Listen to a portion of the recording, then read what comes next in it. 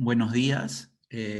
Vamos a dar inicio al webinar previsto para el día de hoy, referente a las normas de emergencia y su impacto a nivel de los planos tributarios, laborales y corporativos en general.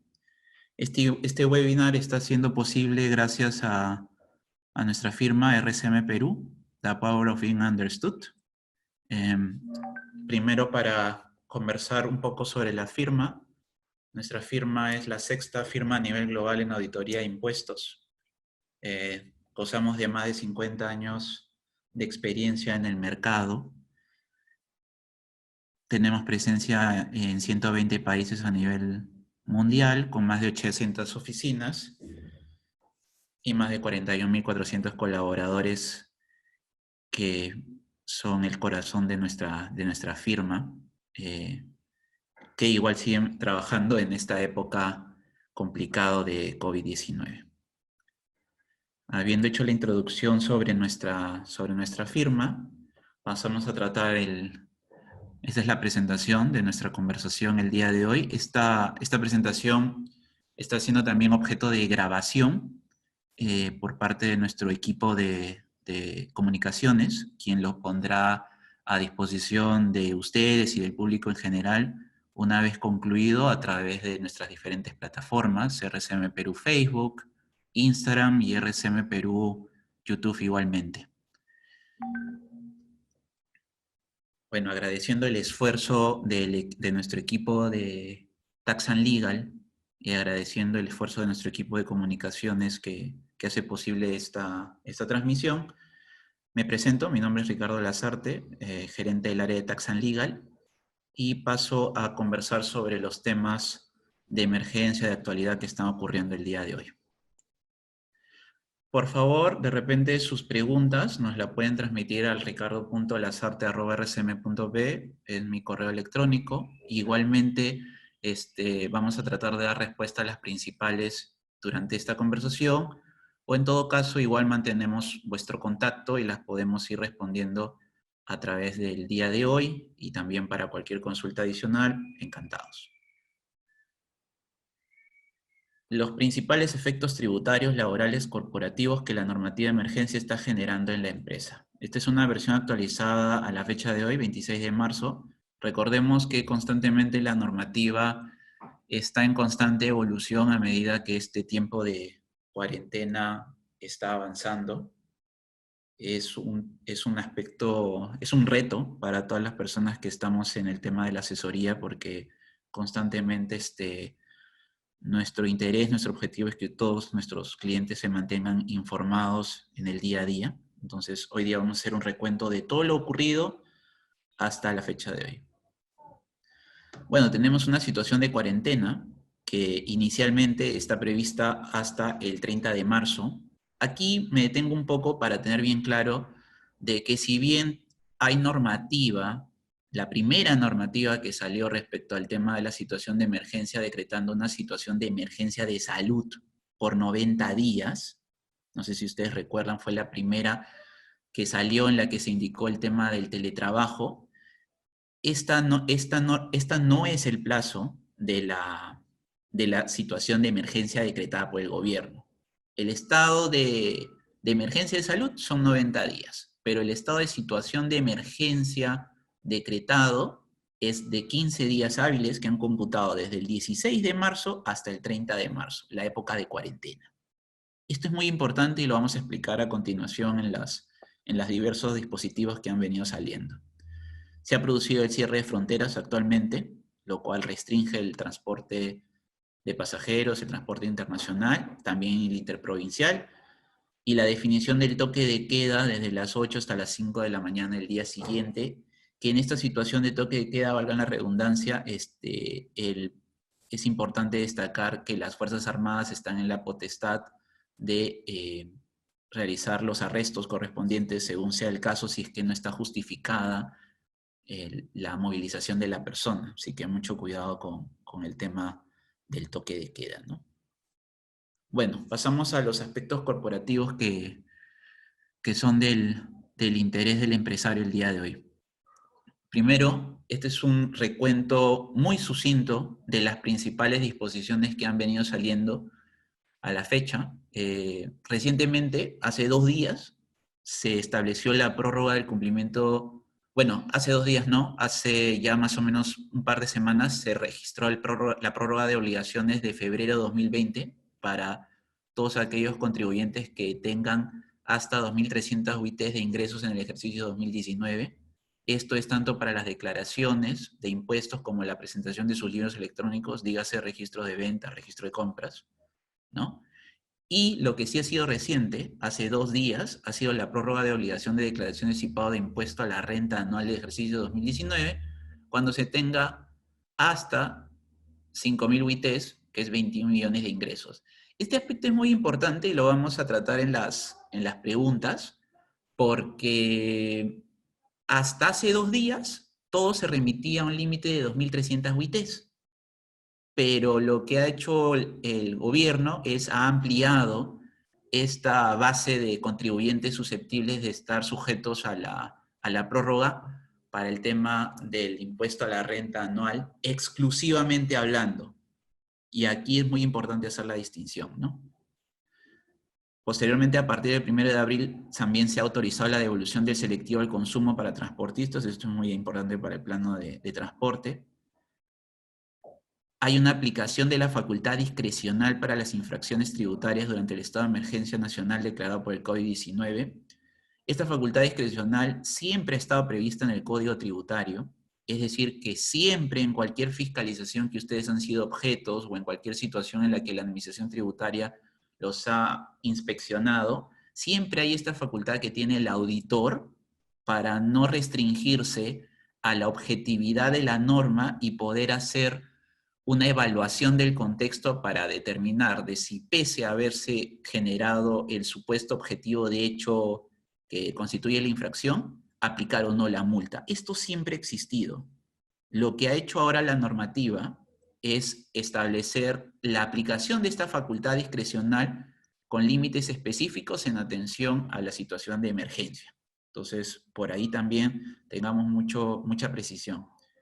Luego se reconocen facilidades hasta el 30 de abril del 2020 para el pago de fraccionamientos, aplazamientos, refinanciamientos que venzan al 31 de marzo.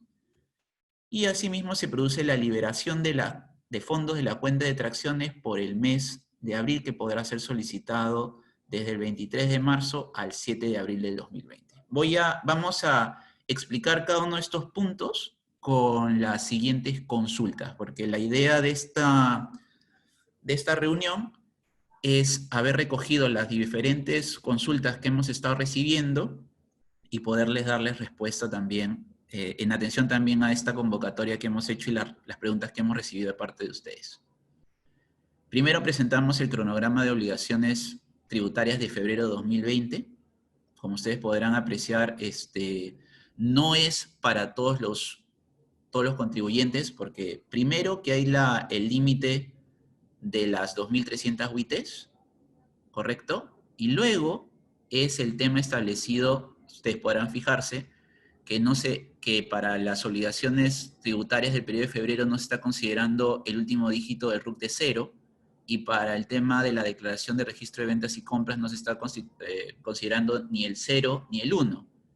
Esto es no por un tema que la norma está entrando en error, sino que lo que la norma ha procurado es solo y exclusivamente dar beneficios a aquellos vencimientos que han ocurrido desde el decretamiento del estado de emergencia. Entonces, todos los últimos dígitos de RUC de 0 y 1, que son los primeros en vencer, han vencido antes de la entrada al estado de emergencia, entonces ellos no han sido objetos de este beneficio, ¿correcto? Y esto a continuación es el cronograma de obligaciones del impuesto a la renta anual del 2019, que como ya se mencionó en diferentes medios, lo que ha hecho la norma es prorrogar por 3 meses la fecha de vencimiento de la obligación de la presentación de la DJ anual. Vamos a las preguntas.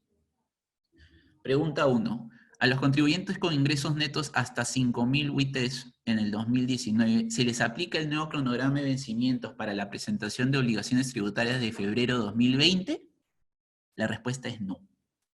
Y aquí es el punto en el que les comentaba un poco en las primeras diapositivas, es que el nuevo cronograma de presentación de obligaciones tributarias de febrero, y solamente las obligaciones de febrero, sigue siendo prevista única y exclusivamente para aquellos contribuyentes cuyos ingresos netos estén hasta las 2.300 UITs, es decir, los 9 millones, ¿no?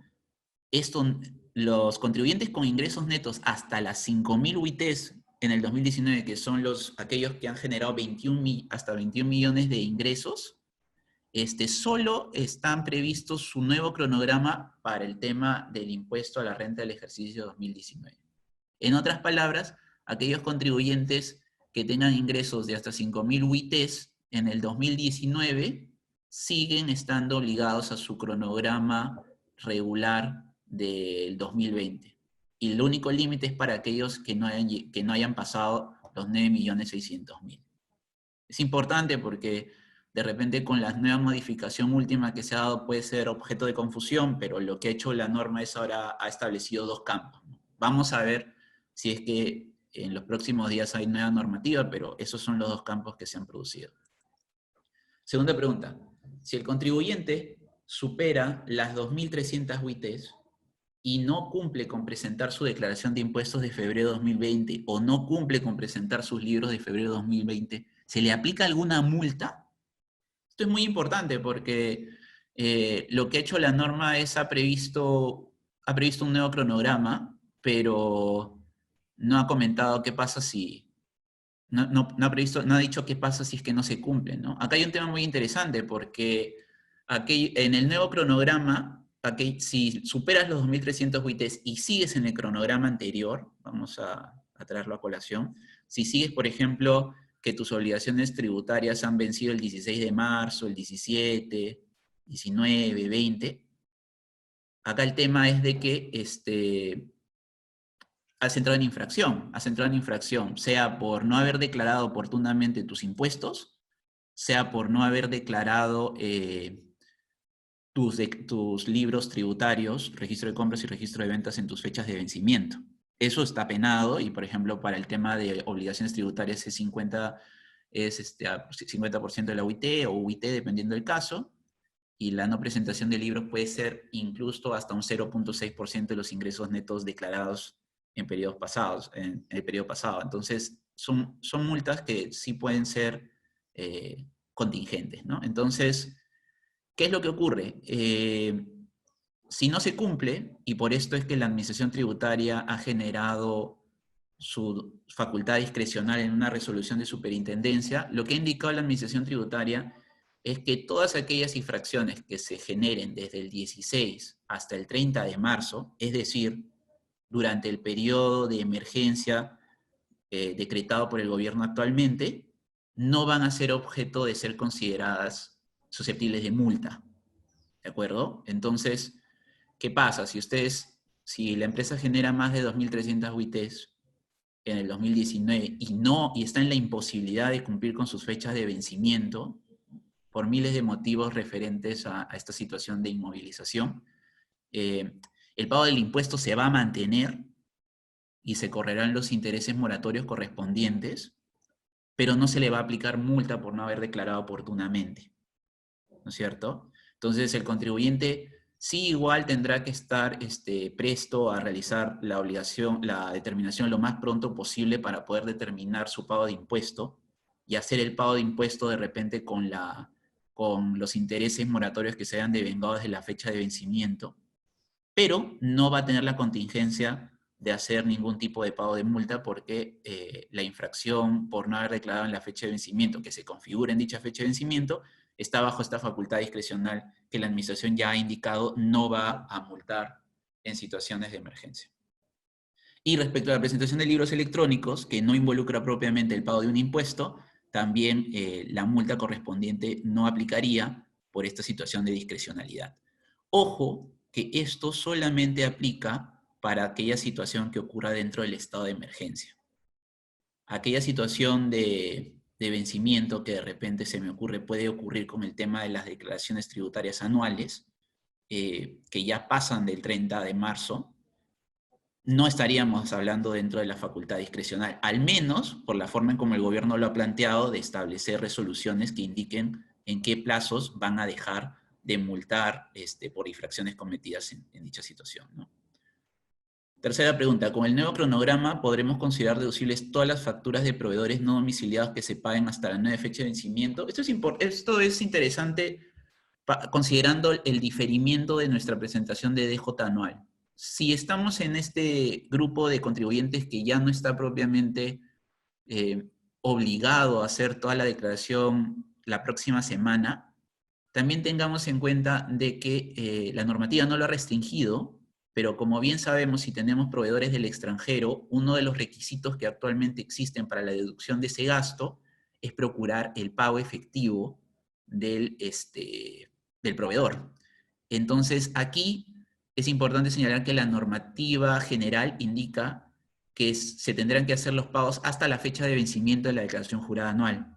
Esta fecha de vencimiento, al ser prolongada, es decir, hasta junio, podría admitir que yo, teniendo servicios brindados por proveedores devengados en el ejercicio 2019 y que por X motivos no haya podido pagarlos hasta el día de hoy, se me amplía el plazo para poderlas pagar a efectos de considerarlas como deducibles en mi declaración jurada anual del 2019 que tengo plazo de presentar hasta junio, ¿no?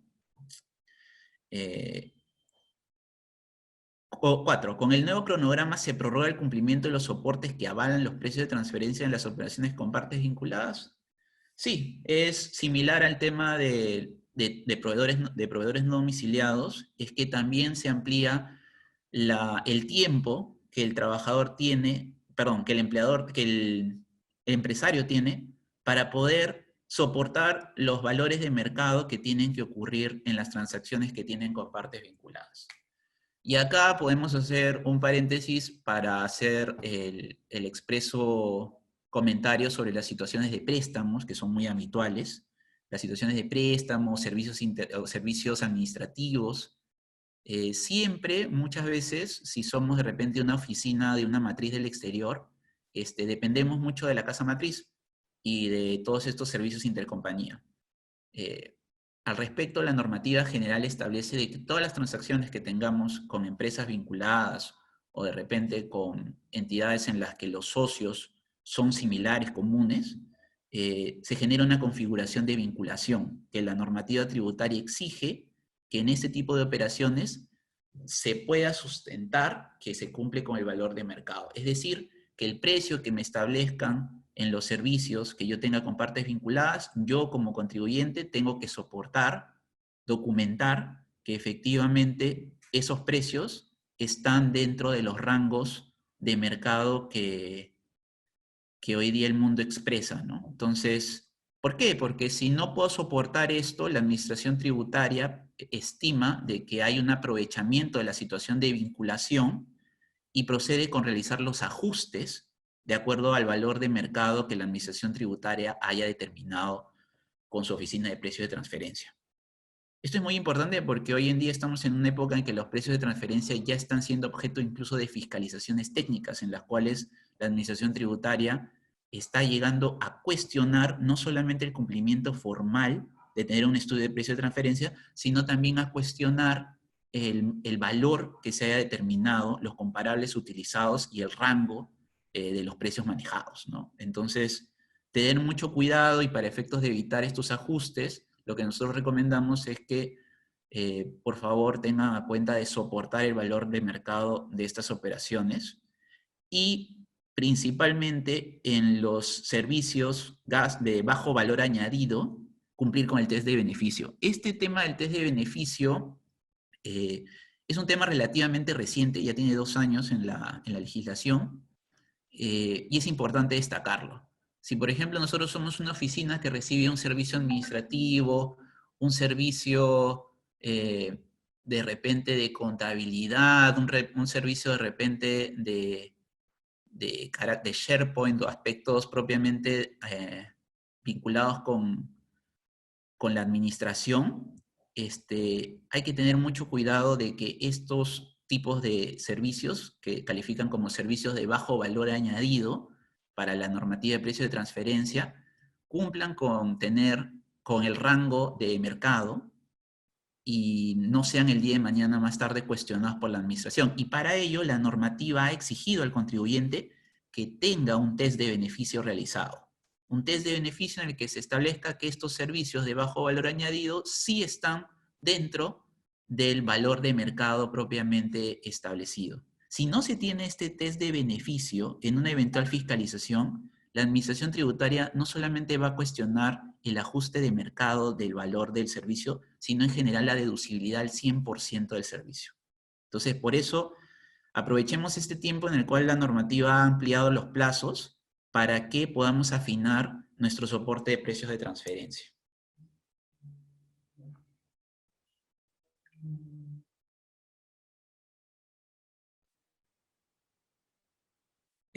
A continuación, tenemos en la pregunta 5, si como contribuyente incurro en alguna infracción tributaria el 31 de marzo, ¿la SUNAT puede aplicarme multas? Sí, es en atención a la facultad discrecional que hemos conversado, porque la facultad discrecional solamente aplica para aquellas infracciones que vayan a ocurrir, ¿no es cierto?, en el plazo de emergencia, desde el 16 hasta el 30. Repetimos, la facultad discrecional existe en el Código Tributario y el auditor puede aplicarlo en cualquier momento. Pero la forma en que el gobierno ha decidido plantear la facultad discrecional en esta etapa de emergencia es estableciendo expresamente de que no va a multar, pero solamente desde el 16 hasta el 30. Entonces, mucho cuidado de que esta facultad discrecional no es de manera indeterminada, sino que tiene un plazo establecido. Sexta pregunta, si tengo cuota de fraccionamiento... si vemos una mano levantada, quisiera terminar de repente la parte de impuestos y a continuación voy a dar pase a la pregunta para que podamos compartirla. Si tengo una cuota de fraccionamiento que ha vencido el 28 de febrero, ¿la SUNAT me va a brindar facilidades de estado de emergencia para el pago posterior? No, porque las facilidades están previstas para aquellas cuotas o plazos que venzan al 31. No está prevista para aquellas que han vencido en un periodo anterior a la situación de emergencia. ¿No es cierto? Esto tengámoslo claro porque no es una situación en la cual no es una situación en la cual todo lo realizado durante el 2019 por temas de fraccionamiento se me pueden disculpar por esta situación de emergencia. No, sino son aquellas que no hayan sido vencidas, es decir, aquellas que venzan dentro del estado de emergencia, ¿no? Y la última pregunta que se nos ha estado brindando durante estos días es si puedo hacer mi solicitud de saldo de cuenta de tracciones. Todos manejamos una cuenta de tracciones con un saldo acumulado a la fecha. Todos sabemos también que, de acuerdo a la normativa vigente hasta antes de este estado de emergencia, solamente se podía solicitar los meses de enero, abril, julio y octubre, en los 5 primeros días. Por ejemplo, para esta situación, si no hubiera sucedido nada extraordinario, solamente se podría haber hecho la solicitud a partir de los primeros días de abril, pero dada esta situación de emergencia, el gobierno ha establecido de que todo el saldo acumulado al 15 puede ser solicitado inclusive ya desde el 23 de marzo hasta el 7 de abril. Nuestro equipo contable de outsourcing el día de hoy está dando estas facilidades, así que también si es que tienen algunas consultas, dudas sobre este procedimiento y los podemos ayudar, encantados, ¿no? A ver, denme...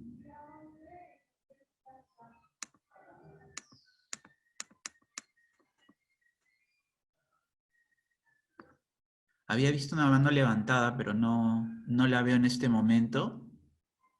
Si es que tienen alguna consulta, por favor, lo indican a través del levantamiento de la mano que está estipulado en las opciones que se les dan y las podemos absolver.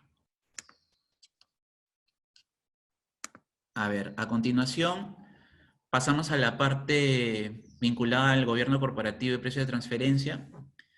En el aspecto corporativo, muy puntualmente, vamos a establecer el contexto en el cual los libros de Junta General de Accionista, los libros de directorio, los libros de matrícula de acciones, estos libros que realmente a partir de un compliance corporativo podrían ser objeto de una revisión. Hoy día la administración tributaria los considera como parte del contexto objeto de inspección en una eventual fiscalización.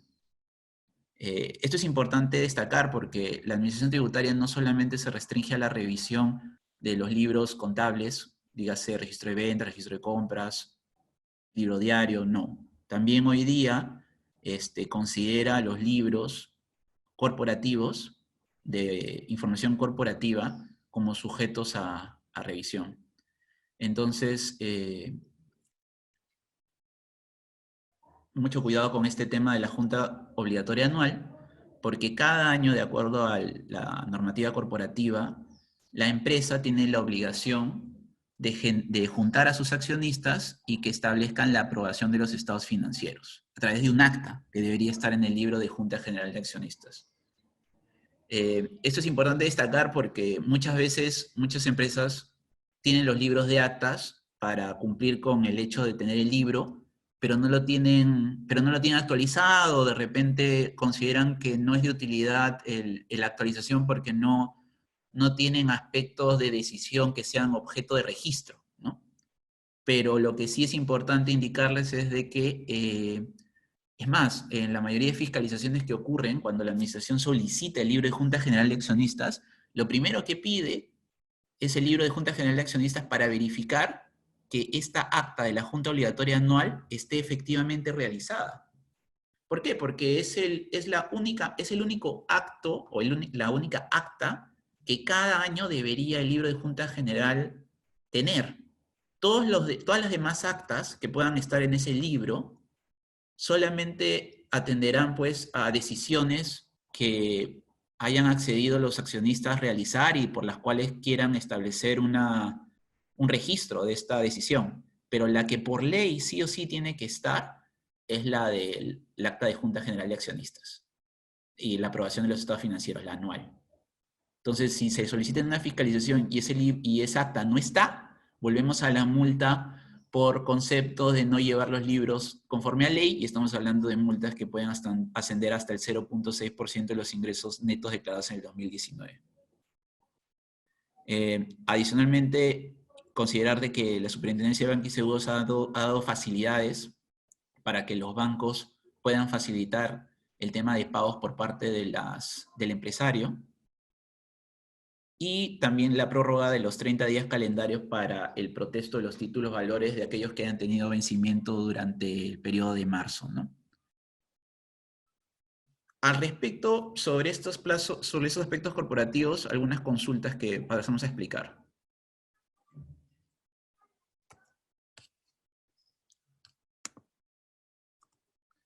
Pregunta corporativa. ¿Por este ejercicio 2019 la empresa está obligada a realizar su acta de junta general aprobando estados financieros? Sí, como les comenté, sí es obligatorio. El hecho de que haya una dificultad física de reunión no obsta de que en una eventual fiscalización posterior este tema sea objeto de revisión. Ahora, es interesante porque aquí la pregunta podría ser, pero el régimen de gradualidad que la administración tributaria está previendo, ¿me aplica en esta situación? Difícil porque de acuerdo a la Junta, de acuerdo la norma de Ley General de Sociedades, te establece no propiamente un plazo, sino te establece un tiempo en el cual debería estar el acta. Entonces, al haber esta contraposición de plazos en las normas, no necesariamente recomendamos que nos valgamos de esta discrecionalidad en la aplicación de multas que la Administración Tributaria está señalando, y sí les recomendamos que más bien luego de esta cuarentena puedan regularizar sus libros para efectos de evitar este tipo de multas de 0.3, 0.6 de los ingresos netos declarados. Y como empresa, ¿puede esperar que todos los bancos presenten los mismos beneficios? No. Esto es muy importante porque nos han estado preguntando constantemente si es que a partir del informativo que envió la SBS, todos los bancos deben seguir los lineamientos de extender los plazos de pagos y el tema de las facilidades. No. ¿Por qué? Porque la SBS lo que ha hecho es finalmente ha constituido un lineamiento que se basa en dos premisas, ¿no? Que el plazo total de los créditos para dar facilidades no se extienda por más de 6 meses del plazo original y que la fecha de la declaratoria de emergencia los deudores se encuentren al día con sus pagos.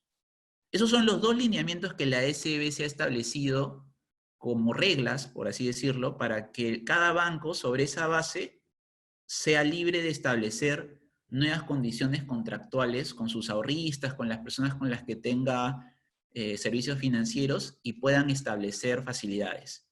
Pero no quiere decir de que todos los bancos tengan las mismas facilidades para el empresario. Entonces, lo que sí les sugerimos es que se comuniquen o vean las disposiciones que los bancos en los que ustedes tienen servicios o ahorros, cuáles son las medidas que están implementando, porque cada banco lo está haciendo de acuerdo a su consideración sobre la base de estos lineamientos muy generales que la SBS ha establecido, ¿no? Respecto al precio de transferencia, la pregunta, ¿las obligaciones de precio de transferencia se han prorrogado? No. Todas las prórrogas solamente han sido a nivel de la obligación mensual de febrero y de la declaración jurada anual del 2019. Consideremos de que no hay prórroga para estas obligaciones formales de presentación de precios de transferencia. Valga la redundancia, la primera obligación a la que están obligados aquellos contribuyentes que superen las 2.300 UITs, esto estamos hablando ya a nivel de la normativa regular de precio de transferencia que tiene vigencia desde hace mucho tiempo atrás, antes de todo este estado de emergencia, está estableciendo de que la primera obligación, la del reporte local, recién va a vencer en los periodos de junio, ¿no? Muy cercana a la fecha que ahora más bien va a ser la presentación también de declaraciones juradas anuales. Pero no confundamos que el hecho de que las obligaciones de declaración jurada anual se hayan prolongado también a junio haga que estos reportes locales también se difieran, ¿no? La norma al menos, y hoy día la superintendencia no ha establecido una prórroga de estos cumplimientos. Ojo con eso. A la fecha tenemos más bien de que en junio va a ser un periodo en el que van a vencer varios plazos de obligaciones, la anual, la de precio de transferencia, y el reporte maestro y reporte país por país para aquellos que están obligados se mantiene igual a octubre, ¿no? Habrá que ver si es que eventualmente en un futuro la administración tributaria genera nuevos cronogramas para el tema de precios de transferencia, pero a la fecha no hay. La pregunta de precio de transferencia, ¿los precios del 2020 se verán afectados con la coyuntura? Esto es muy importante. ¿Por qué? Porque generalmente tenemos muchos casos en los cuales se considera de que a través de los años un estudio de precio de transferencia podría sustentar los precios a nivel de diferentes ejercicios, de varios ejercicios, y solamente sería de repente obligatorio cuando se ocurra algo a nivel empresarial que haga pues de que efectivamente podría considerarse que las condiciones han variado y que por ende la modificación de precios podría ser sensible.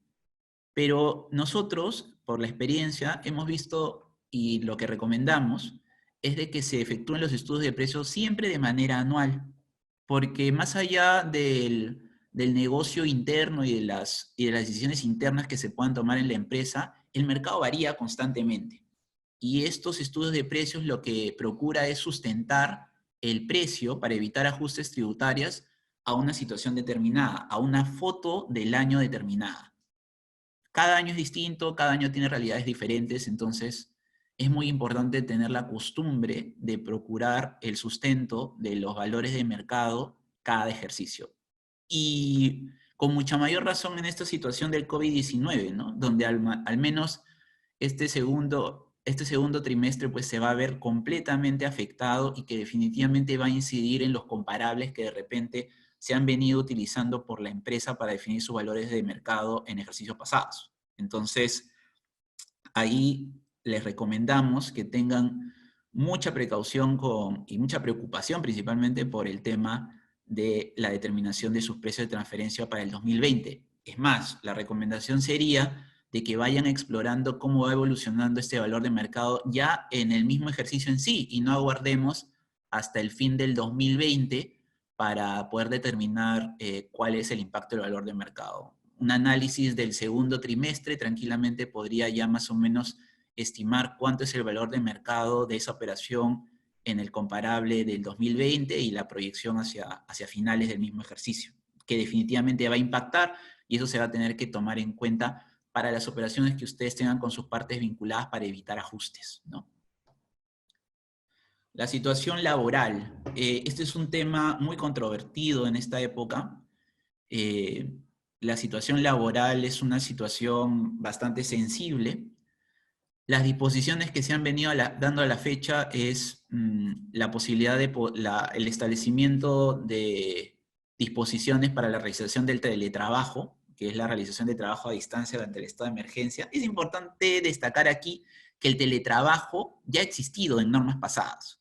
Lo que ha hecho el gobierno es establecer o darle un mayor peso a la normativa de este teletrabajo, ha establecido disposiciones, pero que principalmente lo que ha hecho es ha establecido de que la situación se mantiene. Es decir, las reglas de la ejecución del trabajo entre el trabajador y el empleador siguen siendo las mismas. La única diferencia es de que ahora el trabajador está en su casa, ¿no es cierto? Pero luego de eso, la jornada se mantiene, por ende también podría ocurrir el caso de que se establezcan diferentes horarios establecidos entre el trabajador y el empleador, entonces, pero todo se mantiene igual, ¿no?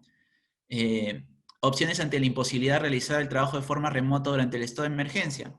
El gobierno ha establecido expresamente de que el primer punto de análisis es el tratarlo como una licencia con goce de haber, ¿no? Que es tal cual una situación en la cual estuviéramos ausentes del trabajo por una situación de enfermedad. Pero vamos a tratar a continuación alternativas que el día de hoy existen en la normativa frente a esta situación de la licencia con goce de haber. Bueno, por los trabajadores diagnosticados con el COVID, el subsidio a cargo de salud que no podrán realizar el trabajo remoto. Aquí lo que nosotros les recomendamos mucho a las áreas de recursos humanos de nuestros clientes y de las empresas es que el subsidio hoy día tiene un tratamiento diferente. Ya no hay una intermediación tan activa por parte del empleador, sino que prácticamente es un trato directo ya con salud. Podemos brindarles precisiones sobre eso también si desean, pero es algo que propiamente el gobierno está fomentando para que sea más expeditivo el tratamiento a los trabajadores diagnosticados con COVID y que el empleador no se vea perjudicado económicamente, ¿no? Los trabajos que excepcionalmente se pueden realizar en centro de trabajo durante la cuarentena, estos trabajos son excepcionales, atendiendo a la necesidad del tipo de función, la situación médica, el tema de bancos, son situaciones de carácter excepcional. Nosotros hemos podido dar cuenta de las noticias en las cuales hemos evidenciado acciones del gobierno y de la administración laboral, principalmente con el tema de los call centers, que realmente ahí evidenció que ha habido un desfase entre la normativa y propiamente aterrizar la situación en la realidad de los hechos, porque realmente ahí el call center era una situación que podía sujetarse a una situación un poco de inspección o de cuestionamiento, ¿no? Pero ya a la fecha sabemos que estos negocios han optado por suspender actividades. Y bueno, lo del permiso especial de tránsito por cumplimiento de servicios esenciales y otras situaciones especiales. Hoy día hay un permiso especial de tránsito que se puede obtener a través de la web del Ministerio del Ministerio de Defensa, y lo pueden también ver como el enlace a través de nuestras plataformas de RCM. Vamos a atender a las preguntas que hemos recibido en esta parte, ya para ir culminando nuestra conversación. Preguntas laborales. Como empleador, ¿solamente se puede brindar la licencia con goce de haber? Aquí tenemos que no. La respuesta es que de acuerdo a la normativa de emergencia se ha previsto que inicialmente se aplique el teletrabajo para aquellos que pueden realizar su trabajo a distancia y aquellos que no, efectivamente la norma ha procurado indicarle al empleador que tenga bien primero el análisis de la licencia con goce de haber. Pero realmente en esta situación, y con miras a que si esta situación se mantiene en el tiempo, que muy probablemente ocurra, nosotros atendemos también a la normativa general, que no ha sido derogada por esta nueva norma de emergencia, sino que convive con la nueva norma de emergencia actualmente, y la misma nos brinda las siguientes alternativas, ¿no? Primero, el empleador unilateralmente puede compensar las horas extras devengadas previamente y aplicarlas en ese tiempo de emergencia. Si ustedes tienen trabajadores que en el periodo previo al estado de emergencia ha acumulado horas extras debidamente formalizadas y que ustedes tienen a cuenta, la primera recomendación que les haríamos es de que aprovechen este tiempo para compensar dichas horas extra, ¿no es cierto? Para que el tiempo de para sea el menos posible y puedan ya entre trabajador y empleador comenzar a compensar todos estos derechos que se tienen devengados. Otra alternativa es que unilateralmente el empleador puede disponer las vacaciones devengadas del trabajador. Pero aquí, un detalle.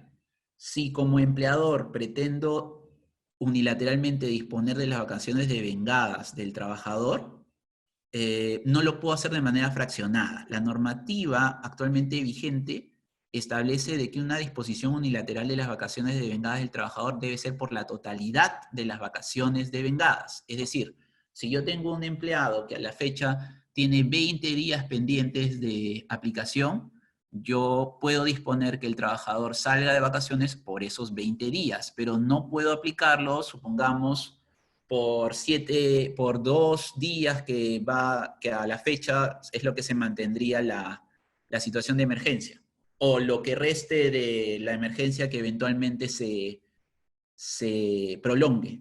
No. O sea, por norma, yo lo único que puedo hacer es, si es que pretendo aplicar la disposición unilateral de vacaciones, es aplicar toda la totalidad de vacaciones que tenga devengadas ya el trabajador. Y la última alternativa, también referida al tema de vacaciones, es la posibilidad de aplicarlas de manera fraccionada, es decir, por tiempos específicos, dependiendo de la situación del estado de emergencia, pero esto solamente puede realizarse mediante acuerdo. Tiene que haber un acuerdo entre el empleador y el trabajador en el cual estén de acuerdo con aplicar las vacaciones en un tiempo específico, tal y cual antes de esta situación de emergencia, cuando el trabajador decía yo me quiero ir de tal día a tal día, le manda al empleador su solicitud y el empleador lo acepta. Eso es lo único que se tendría que hacer y con ello podrían acordar en estos tiempos difíciles el establecimiento de adelantos de vacaciones o la aplicación de los fraccionamientos de vacaciones. Como he conversado con varios clientes, esta es una época en la que el empleador tiene que apelar a la conciencia también del trabajador, que es una época difícil para el tema para el empleador y para pagar planillas. Entonces, lo que recomendamos es que tengan bastante diálogo con sus trabajadores para efectos de que, entendiendo la situación, puedan aprovecharla para alternativamente utilizar estas situaciones que estamos proponiendo, ¿no? Es cierto de que hay un sector que considera que vacaciones no se puede considerar una época en la cual uno está dentro de su hogar, de su casa, porque se entiende que el concepto de goce debería atender a situaciones más allá de las mismas, pero realmente las vacaciones deben entenderse como un descanso, ¿de acuerdo? Entonces, bajo esa óptica, las vacaciones sí son posibles de ser realizadas, y lo que nosotros sí recomendamos es de que las mismas, de ser posible, se acuerden para efectos de tenerlo todo documentado ante una eventual inspección y también para que se tenga entre las partes bien indicado que el goce de las vacaciones que se han realizado. Una segunda pregunta: ¿como empleador puedo unilateralmente aplicar licencias sin goce a los trabajadores alegando una suspensión perfecta de actividades? Es una pregunta que hemos estado recibiendo muy frecuentemente en estos tiempos y de cara a una eventual prórroga del estado de emergencia. La respuesta es que no. No se puede como empleador establecer unilateralmente una licencia sin goce por el hecho de que la licencia sin goce está prevista en la normativa y está prevista en la normativa ante una situación de caso fortuito o fuerza mayor, por la cual hay la imposibilidad de continuar la realización de labores y hay una imposibilidad económica del empleador de poder generar dinero para el pago de las retribuciones. Pero, operativamente hablando, este proceso requiere ser justificado y transmitirle comunicación a la autoridad laboral con cargo a que esta última realice una certificación y de respuesta confirmando la factibilidad de realización de la licencia sin goce. En otras palabras, la normativa general no prevé que sea un tema de decisión unilateral por parte del empleador. Entonces, bajo esa premisa y considerando de que hoy día las administraciones, las administraciones no están en una suspensión de actividades para realizar este tipo de repente de verificaciones o de respuestas, hoy día no se podría operativamente y fácticamente hablando realizar la licencia sin goce a los trabajadores alegando una suspensión perfecta de actividades. Hay que destacar que si eventualmente algún empleador pretende aplicar este supuesto, el trabajador que se informe sobre las situaciones laborales podría denunciar un incumplimiento de proceso y esta situación resultaría mucho más onerosa para el empleador porque además de hacer una reposición del trabajador, tendría que proceder con el pago de los haberes devengados y de las multas por haber incumplido procedimientos laborales. Como empleador, ¿puedo unilateralmente terminar la relación laboral? Dígase, ¿puedo yo el día de hoy como empleador a distancia realizar un despido sin causa? La respuesta también es que no, porque el despido, en cualquier situación justificada o injustificada, requiere propiamente una aprobación de la liquidación de manera firmada, manuscrita por el trabajador. Situación pues que tampoco se podría dar en esta situación de inamovilidad porque el empleador sí podría mandar una carta, un correo electrónico indicando, pero para que el proceso de despido concluya, tiene que haber una aceptación por parte del trabajador, aceptando la liquidación que se le ha entregado. No basta con la recepción vía correo, por ejemplo. Y en una situación normal, sin esta situación de emergencia, cuando de repente el mismo trabajador no quiere, huye de esta situación, el empleador tiene la posibilidad de dar en consignación la liquidación de beneficios, pero que en esta situación tampoco se podría porque pues hay una suspensión por parte de juzgados y de entidades administrativas. Entonces, operativamente hablando, no se puede llevar a cabo una terminación de relación laboral de manera unilateral. Entonces volvemos a las alternativas que hemos propuesto y a partir de la evaluación de la comunicación que ustedes tengan con sus trabajadores en esta época de emergencia, creo que también ustedes como empleadores pueden identificar el perfil de los trabajadores, pueden identificar muchos aspectos más allá del plano legal, y a partir de ahí también hacer su evaluación del material humano con el que ustedes quieren seguir contando luego de este estado de emergencia en el cual ya podrían realizar todos los despidos y situaciones que consideren de acuerdo a la legislación general, ¿no? La situación al 23 de marzo, hay también otros aspectos varios. La aduana, que ha aplicado una facultad discrecional para las infracciones previstas en la Ley General de Aduanas, también de acuerdo a estas infracciones que se cometan durante la etapa de emergencia. Y la suspensión por 30 días hábiles del cómputo de plazos en los procedimientos administrativos, incluyendo fiscalizaciones, inspecciones laborales y todo lo referido. Vamos a identificar si es que tenemos preguntas. A ver, aquí tengo a Natalie Mendoza que quiere hacer una pregunta. A ver, un momento, por favor. ¿Natalie? Hola Ricardo, ¿cómo estás? Buenos días. ¿Qué tal, Natalie? Gusto escucharte, por favor. Transmítenos tu consulta para poderla comentar. Sí, una consulta. Yo tengo varios colaboradores que su contrato vence ahora el 31 de marzo. Y bueno, yo ya por tema de ejecución de labores había decidido no renovar. No habría ningún inconveniente, ¿verdad? No, ninguno. Ahí es muy interesante. Gracias por la pregunta. Sí. Sobre los plazos, sobre la contratación a plazo determinado o contratación a plazo específico, si nosotros tenemos ya una contratación que culmina dentro de esta etapa de emergencia, con ello termina la relación laboral. El empleador no está obligado a continuar una relación laboral que ya culmina con un contrato a plazo determinado. Lo que sí es importante hacer la evaluación es si es que esa contratación a plazo determinado está justificada. ¿Por qué les decimos esto? Porque la contratación a plazo determinado está prevista en la normativa general lo establece, pero para casos específicos. Y estos casos específicos tienen que ser debidamente fundamentados. ¿Por qué? Porque si mañana más tarde un trabajador que de repente ha sido constantemente contratado a plazo determinado y resulta de que ya pasaron los 3 años o que de repente su tipo de labor no estaba dentro de los aspectos susceptibles de contratación temporal, podría muy bien alegar, y bajo un principio legal con la administración laboral, de que siempre estuvo en una situación de trabajo a plazo indeterminado porque la contratación a plazo determinado estuvo desnaturalizada.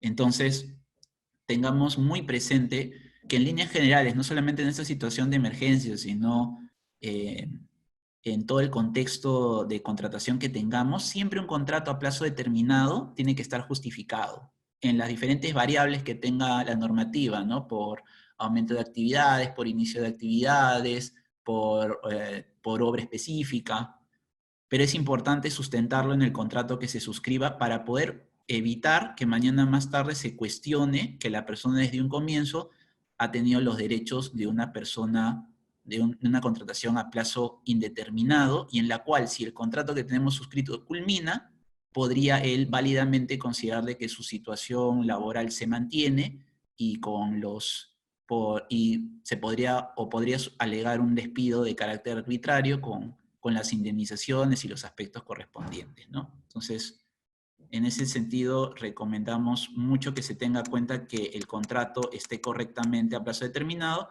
y el hecho de que esté culminando en esta situación, si estamos ante un contrato a plazo determinado debidamente sustentado, no habría ningún problema, simple y llanamente termina la relación laboral y no hay mayor contingencia.